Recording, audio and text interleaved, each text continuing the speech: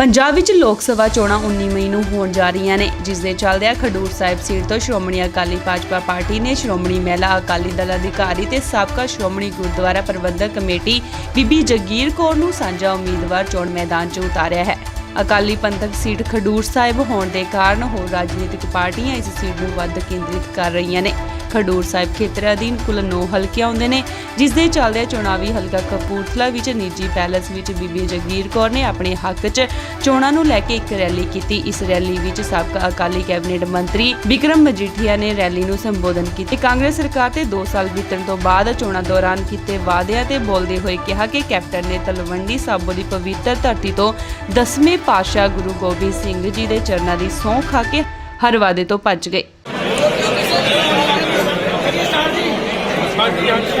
हाँ जी एक मिनट तेरी LCD ऑन डंडा ला ला तो चलो आगे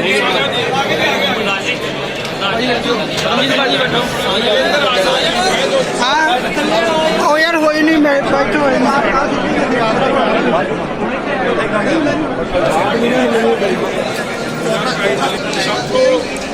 पहला जी मैं कपूरथले की समूची टीम को वकील साहब को डॉक्टर पिंदरजीत कौर जी को यूथ के साढ़े दोवें प्रधानों को, क्योंकि दुआबे च हमेशा हिसाब के कख ही होंगे। अज बड़ी हिम्मत नाल बड़ी वड्डी गिनती च नौजवान भी आए हैं, सियाणे भी आए हैं और एक पार्टी के जगीर कौर जी के चोणां की आगाज की है। मैं समझदा ये आने वाले समय का साफ संकेत है। मौजूदा कैप्टन अमरिंदर सिंह की सरकार ने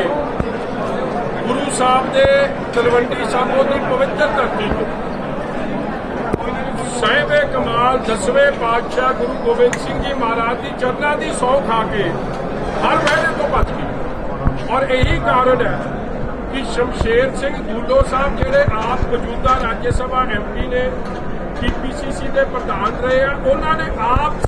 कांग्रेस की सरकार की कारगुजारी को सवाल उठाए हैं, उन्होंने फेल दसिया। कोई हाल प्रताप सिंह बाजवे का